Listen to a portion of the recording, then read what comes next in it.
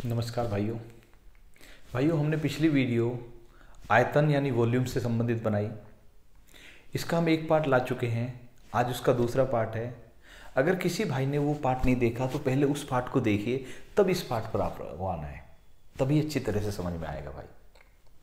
आज जो हमने पिछली वीडियो में बताया, घन और घनाभ के बारे में बताया, उनके कुछ फॉर्मूले बताए। आज हम बेलन को शुरू करने वाले हैं और घन और घनाभ के भी कुछ क्वेश्चन कराने वाले हैं, ठीक है। तो देखिए, मैंने जो घन में या घनाभ में बताया था आपको, तो मैंने बताया था आयतन के बारे में। तो भैया आयतन मैंने बताया था, आयतन क्या होता है? आयतन होता आधार का क्षेत्रफल गुणा ऊंचाई।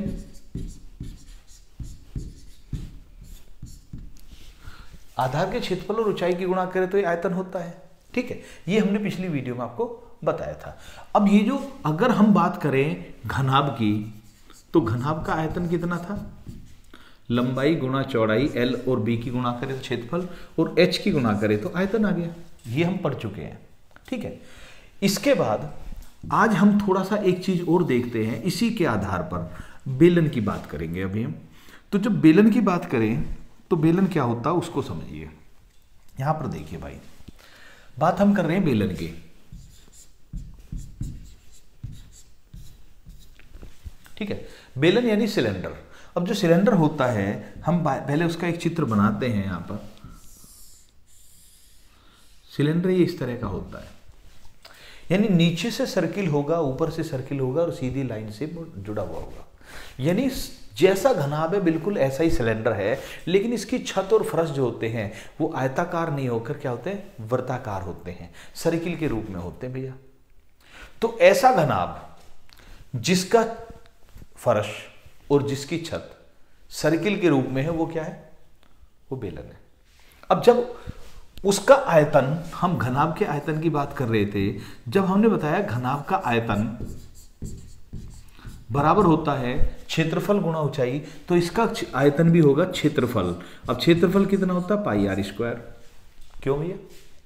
क्षेत्रफल क्या होता है? Pi r square. Pi r square किसका? आधार का क्षेत्रफल। आधार क्या? सर्किल है, सर्किल का क्षेत्रफल पाई आर स्क्वायर होता है। गुणा ऊंचाई करें तो एच की गुणा कर दीजिए। पाई आर स्क्वायर एच क्या हो गया? बेलन का आयतन हो गया भाई, ठीक है। इसका फिर आता वक्र पृष्ठ। अब मैंने वक्र पृष्ठ बताया था, वक्र पृष्ठ का मतलब है चार दीवारों का क्षेत्रफल। जैसे घनाभ में चार दीवारों का क्षेत्रफल होता है, एक कमरे की चार दीवारों का क्षेत्रफल होता है, ऐसे इसका वक्र पृष्ठ होता है। वक्र पृष्ठ का मतलब ये जो सर्किल ऊपर घूम रहा है, ये ऊपर की दीवार घूम रही है, उनका क्षेत्रफल कितना टोटल। इसमें याद रखिए, नीचे का फर्श और ऊपर की छत को छोड़ दिया जाता है। जैसे कमरे की चार दीवारों में हम चारों दीवारों का लेते हैं, छत और फर्श को शामिल नहीं करते, ऐसे ही यहाँ पर इसकी पैंदी और इसके जो ढक्कन है इसको छोड़ देते हैं। तो इसका वक्र पृष्ठ कितना होता है? वक्र पृष्ठ मैंने बताया आधार की परिधि या परिमाप 2 पाई आर गुणा एच। अगर आपको ये समझने में दिक्कत आ रही है, पिछली वीडियो देखिए, बिल्कुल समझ में आ जाएगा, ठीक है। मैंने क्या बताया था? आयतन बताया था क्षेत्रफल गुणा ऊंचाई, और वक्र पृष्ठ बताया था मैंने परिमाप गुणा ऊंचाई, चार दीवारों का क्षेत्रफल। तो परिमाप हुआ 2 पाई आर, परिमाप का मतलब परिधि, सरकमफेरेंस, ओके, और एच की गुणा करें तो वक्र पृष्ठ आ गया। अब एक बात और बताइए, जब वक्र पृष्ठ ये है, आयतन ये है, तो हम एक बात और करते हैं, टोटल सरफेस एरिया यानी संपूर्ण पृष्ठ क्षेत्रफल कितना होगा। तो संपूर्ण पृष्ठ क्षेत्रफल में हमें ये तो लेना ही पड़ेगा चार दीवारों का क्षेत्रफल। तो भाई घनाभ में कहे तो चार दीवार, ठीक है, और अगर बेलन में कहे तो वक्र पृष्ठ कहे, ये तो लेना पड़ेगा। इसके साथ हमें और क्या जोड़ना पड़ेगा? हमें जोड़ना पड़ेगा इस एरिया का क्षेत्रफल और इस एरिया का क्षेत्रफल। अब ये क्या है? पैंदी, और ये क्या है? ढक्कन। पैंदी और ढक्कन, पैंदी क्या है? पाई आर स्क्वायर, ढक्कन क्या? पाई आर स्क्वायर। यानी इसमें क्या जोड़ेंगे? 2 पाई आर स्क्वायर और जोड़ देंगे। अब आप 2 पाई आर कॉमन ले लीजिए, एच प्लस आर बच जाएगा। 2 पाई आर कॉमन लेंगे तो एच प्लस आर बच जाएगा। उम्मीद है यहां तक समझ में आ गया होगा। तो अब हमारे पास ये तीन फॉर्मूले इसके आ गए हैं, जैसा कि हमने घनाभ और घन में किया। घनाभ का आयतन लंबाई गुणा चौड़ाई गुणा ऊंचाई, वक्र पृष्ठ 2 इंटू एल प्लस बी गुणा एच, वक्र संपूर्ण पृष्ठ 2 into L B plus B H plus H L, याद होगा आपके। तो उसी में हमने आयतन, वक्र पृष्ठ, संपूर्ण पृष्ठ को और बढ़ा दिया है, बेलन में समझा कर लिया हमने। अगर आपने कल की वीडियो भी देखी थी, आज की भी देखी होगी, तो ये फॉर्मूले आपको रटने की जरूरत नहीं पड़ेगी। ठीक है, अब ये सब फॉर्मूले आपके सामने आ चुके हैं, नहीं जानते तो नोट भी कर सकते हैं आप। और जब आप प्रैक्टिस करें, जब आप सवालों की प्रैक्टिस करें और आपके फॉर्मूले याद नहीं है तो पहले फॉर्मूले एक पेज पर लिख लीजिए और पहले उनके हिसाब से प्रैक्टिस करिए। सामने पेज रखिए, बेलन का, शंकु का, गोले का, सभी चीज़ों का क्षेत्रफल मतलब फॉर्मूले लिखिए और उनके अकॉर्डिंग प्रैक्टिस करेंगे तो कॉन्फिडेंस आएगा। कॉन्फिडेंस आएगा तब आपको पता चलेगा कि ये तो बहुत आसान चीज़ है। ठीक है, फिर उसके बाद सवाल होने शुरू हो जाएंगे, कुछ दिन में ये अपना आप दिमाग में सेट होने शुरू हो जाएंगे। ठीक है, हालांकि मैं कोशिश ये कर रहा हूँ कि आपको ये रटने ना पड़े। आगे बढ़ते हैं, तो अब पहला सवाल देखते हैं। इसमें घन और घनाभ मैं बता चुका हूँ, याद रखना। मैं फिर बोल रहा हूँ, नहीं पढ़ा है तो पिछली वीडियो जरूर देख लीजिए। एक घन का संपूर्ण पृष्ठ 6 में वर्ग सेंटीमीटर, तो उस घन का आयतन कितना होगा। अब घन का संपूर्ण पृष्ठ यानी घन की 6 दीवारों का क्षेत्रफल। अब घन की सारी भुजा बराबर होती है, तो हमने बताया था एक दीवार का क्षेत्रफल a², तो 6 दीवारों का क्षेत्रफल 6a²। ये संपूर्ण पृष्ठ होता है। ठीक है, एक दीवार का क्षेत्रफल a² तो 6 दीवारों का क्षेत्रफल 6a² बराबर 96 दे रखा है। तो a² कितना हो गया भैया, 96/6, 16 बराबर 4 का स्क्वायर। तो a² बराबर 4 का स्क्वायर, तो a बराबर क्या आ गया, 4 आ गया। अब पूछ रहा है घन का आयतन बताओ। जब a बराबर 4 है तो a³ बराबर कितना हो जाएगा, 64 घन सेंटीमीटर। आंसर आ गया। सिंपल सा सवाल है ये। कल इससे अच्छे भी सवाल बताए थे, इससे टफ भी बताए थे, लेकिन बीच में भी 2-3 सवाल पिछला रिवाइज करने के लिए, जिससे आपको रिमाइंड हो सके कि हम ये पढ़ चुके हैं। ठीक है, इजी लूंगा आज घनाभ और घन के। एक सवाल और देखते हैं। एक घन का संपूर्ण पृष्ठ उस घन के आयतन के संख्यात्मक मान बराबर है। एक घन के संपूर्ण पृष्ठ और उस घन के आयतन का संख्यात्मक मान बराबर है कि घन की भुजा कितने इकाई है। अभी बताया मैंने, घन का संपूर्ण पृष्ठ कितना होता है, 6a², और घन का आयतन क्या होता है, a³।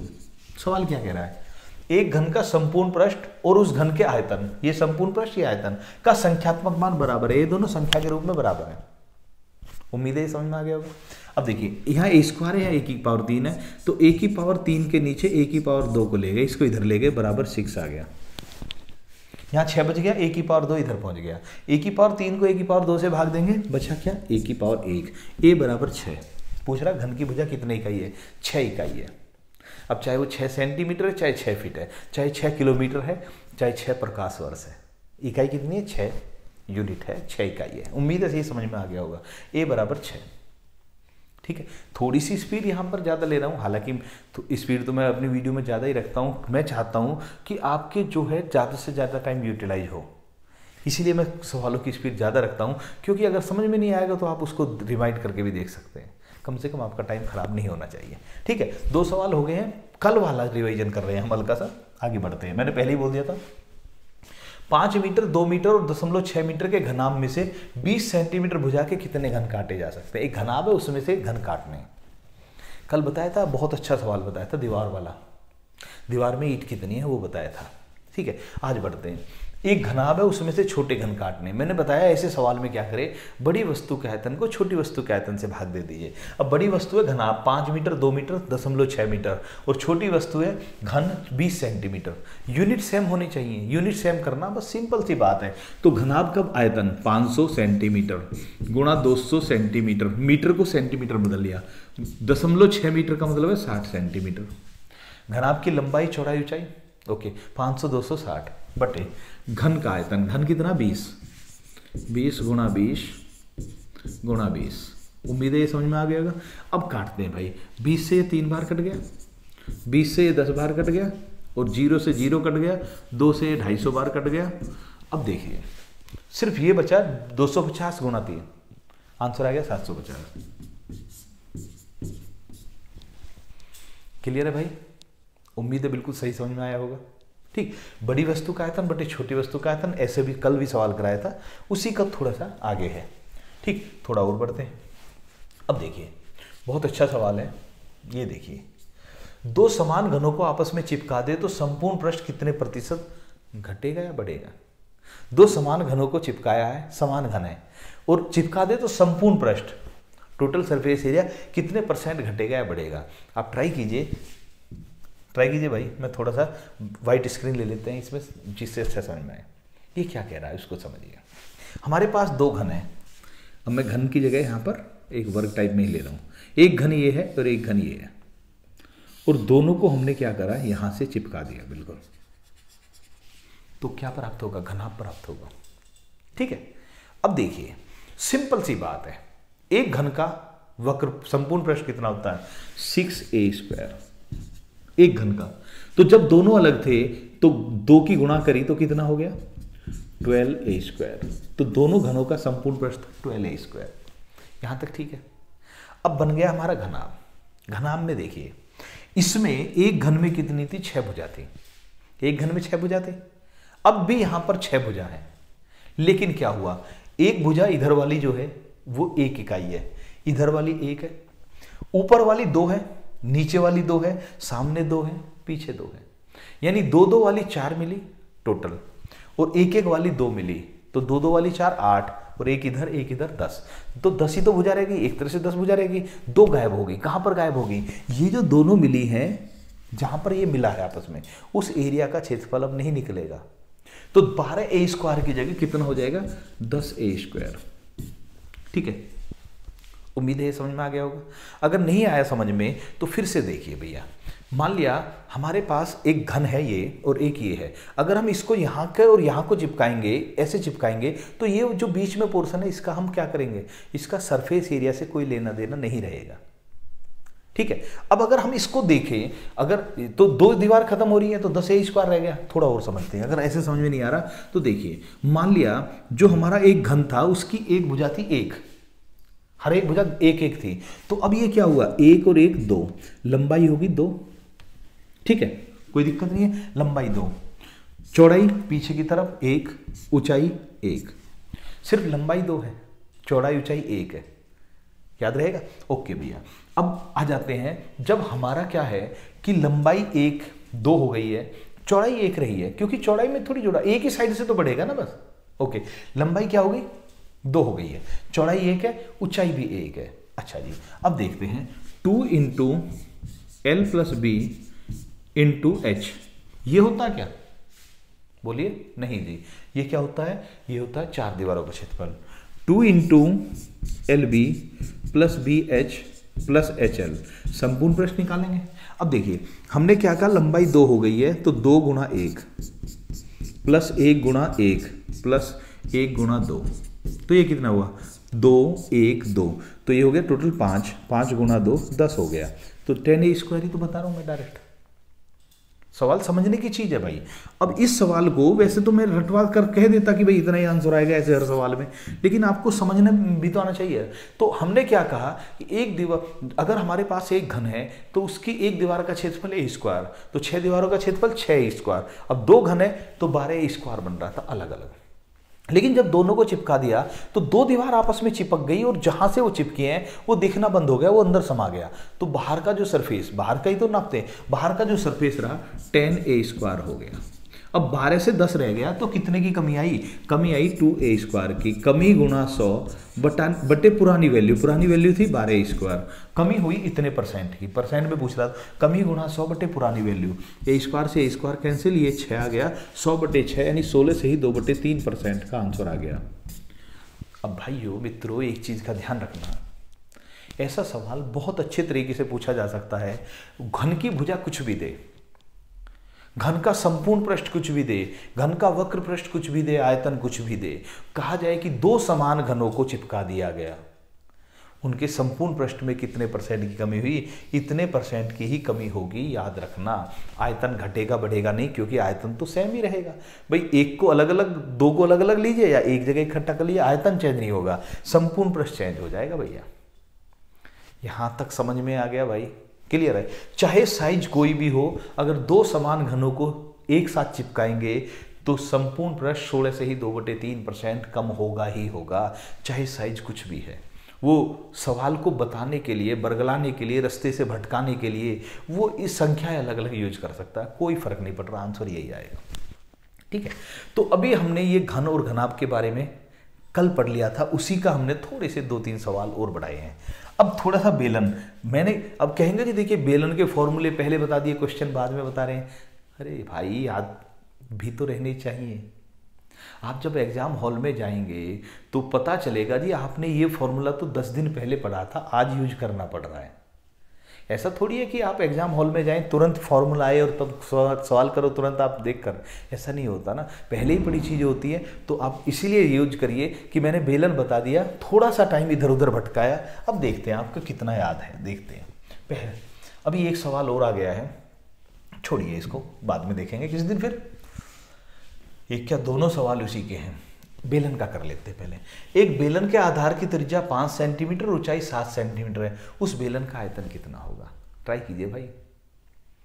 एक बेलन के आधार की त्रिज्या 5 सेंटीमीटर, ऊंचाई 7 सेंटीमीटर है, तो उस बेलन का आयतन कितना होगा? अभी मैंने बताया आयतन क्या होता है, आयतन होता है क्षेत्रफल गुणा ऊंचाई, पाई r² h। अब देखिए पाई का मतलब है 22/7, r कितनी है 5 गुणा 5 और h कितनी है 7 है, कट गया। उम्मीद है क्लियर हो गया होगा। 25 गुणा 22 करें तो 550 घन सेंटीमीटर आंसर आएगा। ठीक है, 22 गुणा 5 गुणा 5 करें, 22 गुणा 5 करेंगे 110, 110 में 5 की गुणा करेंगे 550 आ जाएगा। ठीक है, उम्मीद है समझ में आ गया होगा। अगले क्वेश्चन पर चलते हैं, एक और क्वेश्चन देखते हैं भाई। एक बेलन के आधार की त्रिज्या 2 सेंटीमीटर, ऊंचाई 3.5 सेंटीमीटर, उस बेलन का वक्र पृष्ठ कितना होगा? ट्राई कीजिए भाई।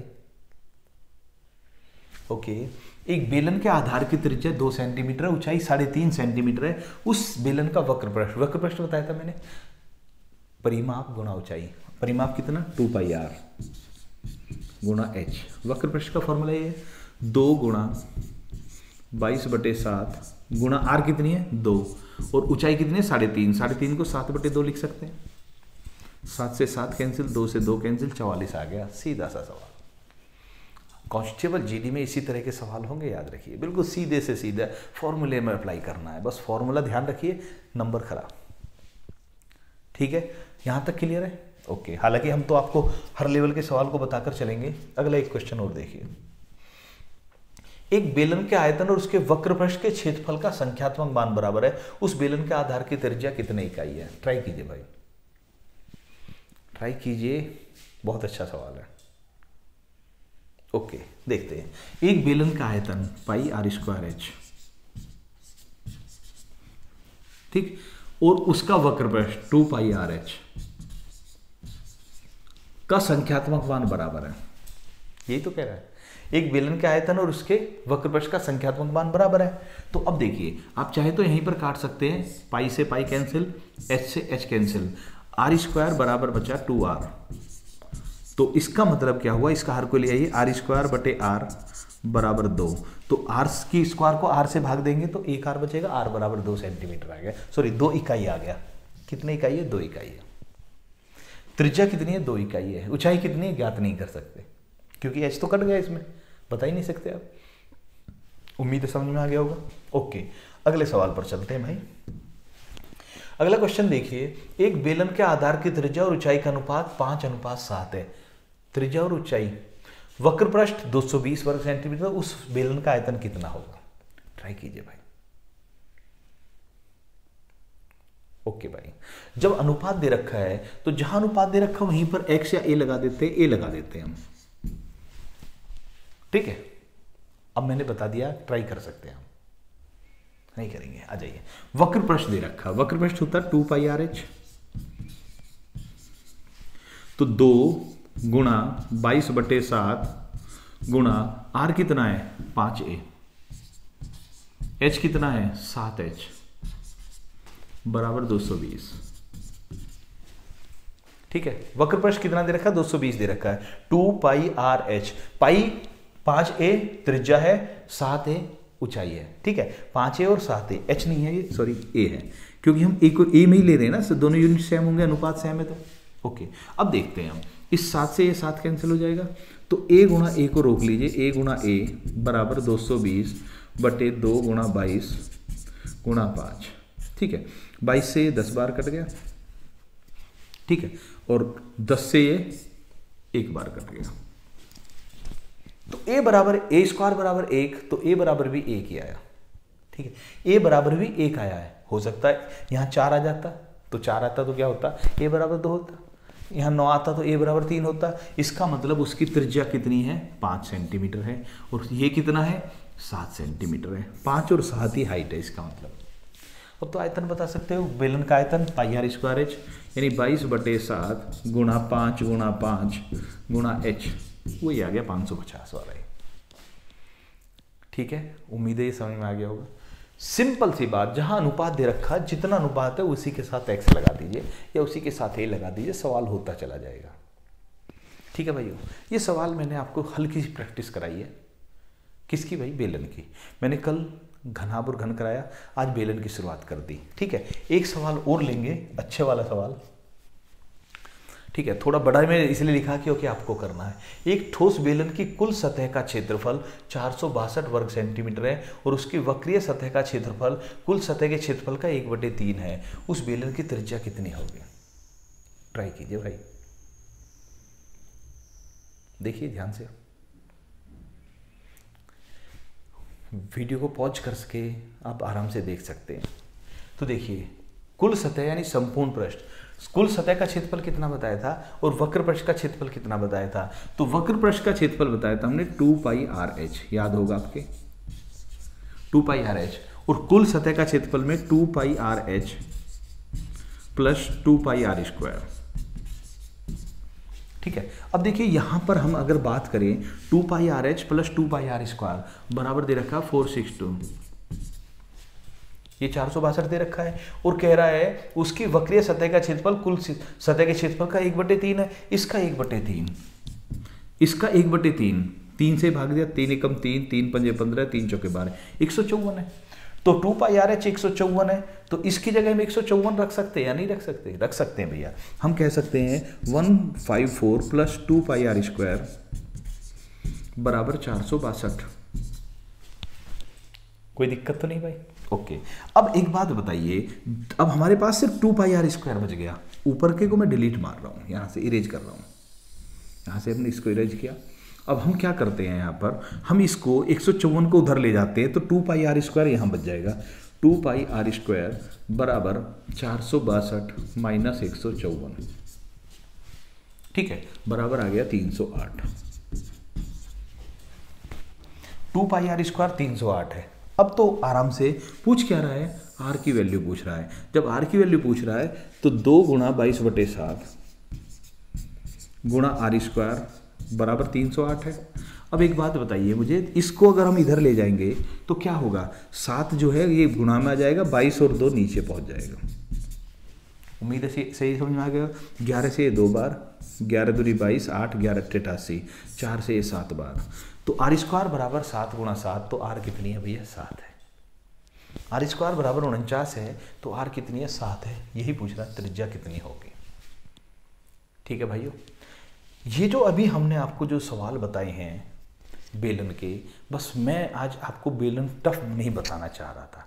आपको हमने एक ट्रेलर दे दिया है कि बेलन में कैसे सवाल आएंगे। हम घनाभ और घन बता चुके हैं, बेलन बता चुके हैं। अगले जो क्वेश्चन बनेंगे वो तीनों को मिलाकर बनाएंगे, और अगली वीडियो में हम शंकु को भी शामिल करेंगे।